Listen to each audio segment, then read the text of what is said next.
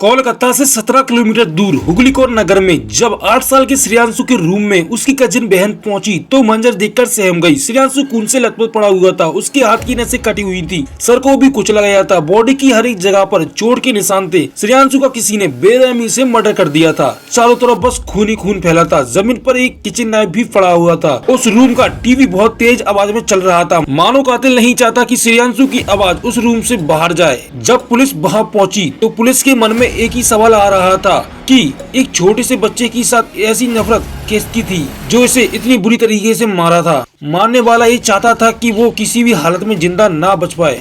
Body को postmortem के लिए जब भेज दिया गया तब श्रेयांशु के माँ बाप का रो रो कर बुरा हाल था। पुलिस ने अपनी इन्वेस्टिगेशन स्टार्ट कर दी। कॉल रिकॉर्ड्स और एरिया के सभी सीसीटीवी फुटेज की जांच शुरू कर दी, जिसमें पुलिस को एक ऐसा सबूत लगा जिससे सबके होश उड़ गए। श्रेयांशु के फादर कोलकाता में एक प्राइवेट फर्म में काम करते हैं। माँ शांता शर्मा रेस्टोरेंट में काम करती हैं। उनकी शादी को 10 साल हो गए थे और उनका एक बेटा था जो कि 8 साल का था और 4th स्टैंडर्ड में पढ़ता था। श्रेयांशु के साथ हुए इस अपराध ने सभी को सदमे में डाल दिया था। इन्वेस्टिगेशन स्टार्ट हुई। सबसे पहले घर से जांच शुरू की गई कि घर की खिड़की दरवाजे से किसी ने फोर्सफुली एंट्री तो नहीं की। घर का हर एक कीमती सामान अपनी जगह पर था, यानी ये चोरी का मामला नहीं था। और घर पर एक डॉग भी पला हुआ था जो अनजान लोगों पर भौंकता था। लेकिन पड़ोसी से पूछने पर पता चला कि जिस दिन मर्डर हुआ यानी 2 से 4 बजे के बीच ना तो ये डॉग किसी पे भौंका और ना ही किसी ने सुना, क्योंकि मोहल्ले के सभी घर आपस में काफी सटे हुए हैं। इसीलिए अगर एक डॉग भौंकता तो कोई ना कोई जरूर सुनता। ना ही घर के अंदर कोई फोर्सफुली एंट्री थी, ना ही लूटपाट का मामला था और डॉग भी किसी पर नहीं भौंका। तो ये सब बातें एक ही तरफ पर इशारा कर रही हैं कि कोई मर्डर करने वाला घर का ही है। पुलिस ने आसपास के पड़ोसी, माँ बाप के क्लोज रिलेटिव, फ्रेंड्स के सबके नंबर निकलवाए ताकि कोई क्लू मिल सके, लेकिन रिकॉर्ड्स में कुछ खास मिला नहीं। अब पुलिस ने मोहल्ले में लगे सीसीटीवी कैमरे चेक करवाए, जिसमें देखने के लिए मिला कि जिस दिन मर्डर हुआ उस दिन समय 2 से 4 बजे के बीच मोहल्ले में कौन कौन गुजरा। तभी पुलिस को लोगों के बीच एक महिला आती जाती दिखाई दी, जिसने अपने चेहरे पर मास्क पहना हुआ था, जिसकी बॉडी लैंग्वेज पर पुलिस को शक हुआ। जब पुलिस ने उस फुटेज को श्रेयांशु के पेरेंट्स को दिखाया तो मां ने देखकर मनाही कर दिया, लेकिन श्रेयांशु के फादर पंकज शर्मा ने पहचान लिया और बोला कि ये महिला शांता की करीबी दोस्त इशरत परवीन है, जिसका अक्सर उनके घर आना जाना था। इसीलिए श्रेयांशु उसे मौसी भी बुलाता था।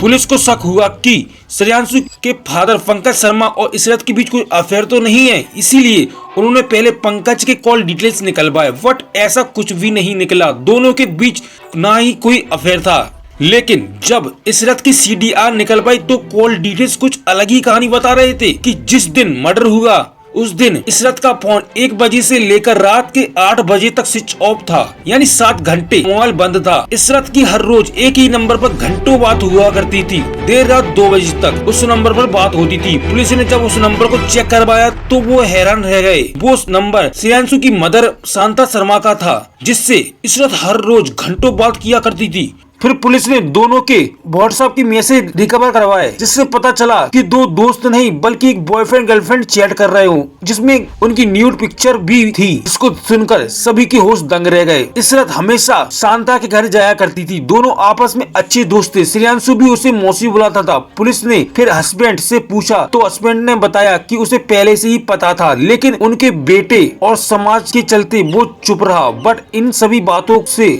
श्रेयांशु की मौत का क्या कनेक्शन था, सिंस इशरत का फोन रिकॉर्ड मर्डर के टाइम पे स्विच ऑफ था और सीसीटीवी कैमरे में उस टाइम पर उसी एरिया में वो दिखी थी। इसीलिए पुलिस ने बिना किसी देरी किए पहले इशरत और फिर शांता को उठा लिया। इन्वेस्टिगेशन में शांता टूट गई और कबूल किया कि उसने ही अपने बेटे का मर्डर किया है और इसमें उसका साथ इशरत ने ही दिया है। यह सुनकर पुलिस के पैरों तले जमीन खिसक गई कि एक माँ ने अपने ही बेटे का कत्ल किया था। बट अब सवाल था कि इतना बड़ा अपराध क्यों किया। श्रेयांशु जब स्कूल से घर लौटा तो उसने अपनी माँ और इशरत बेड पे एक कॉम्प्रोमाइज सिचुएशन में देख लिया था। उसकी माँ अपनी गर्लफ्रेंड इशरत के साथ इतनी फिजिकली लेवल पर इन्वॉल्व थी कि उसने ये भी ध्यान नहीं दिया कि दरवाजा बंद है या नहीं। और स्कूल से श्रेयांशु का लौटने का समय भी हो गया था। इमेजिन करो कि एक 8 साल के बच्चे को ये सब देखना पड़े। जो स्टेट ऑफ माइंड उसका होगा। एक तरफ तो वो समझ गया था कि ये सब गलत है, पर वो बोले तो बोले किससे बोले। लेकिन अपनी मदर को यूं देखकर उसके अंदर जो एंगर और दुख से उलझन वो झेल रहा था वो कोई आसान नहीं थी। तब से वो अपनी माँ से झगड़ा करता और नाराज और परेशान रहने लगा। वहीं शांता शर्मा को ये डर था कि उसका बेटा किसी को बता न दे, वरना उसकी बहुत बदनामी होगी। इसलिए सारे रिश्तों को दरकियार करते हुए शांता शर्मा ने अपने साथ इशरत को मिलाकर सारी हदें पार कर दी। एक माँ अपने ही हाथों से अपने बेटे का सर पहले दीवार पर मारती है, फिर टेबल पर जोर से पटकती है, एक भारी मूर्ति से उसके सर पर वार करती है। इतने में जब दिल नहीं भरा तब वो किचन नाइफ लेकर आई और उसकी हाथ की नसें काट दी और इंतजार करने लगी उसका तड़प तड़प कर मरने का। मुझे नहीं लगता कि शायद अब कोई ऐसा रिश्ता बचा होगा जो हैवानियत की लिमिट तक ना पहुंचा हो। इसीलिए सिर्फ इशरत कैमरे में कैद हो गई, क्योंकि जिस रूट पर उसे जाना था उस रूट पर कैमरा लगा था। वहीं दूसरी तरफ शांता साइड से निकल गई जहां पर कोई कैमरा नहीं था, इसीलिए शांता कैमरे में कैद नहीं हुई। पुलिस ने बताया कि इस केस को सॉल्व करने में सबसे बड़ी हेल्प तब हुई जब मर्डर पॉइंट पर उन्होंने देखा कि डॉग किसी पर भौंका नहीं था। इससे ये तो क्लियर हो गया था कि ये मर्डर किसी अन्य व्यक्ति ने नहीं बल्कि घर के व्यक्ति ने किया है। प्लीज इस केस को इसलिए शेयर करें ताकि ऐसा किसी के साथ ना हो। आज के केस में इतना ही, फिर हम मिलेंगे एक नए केस के साथ।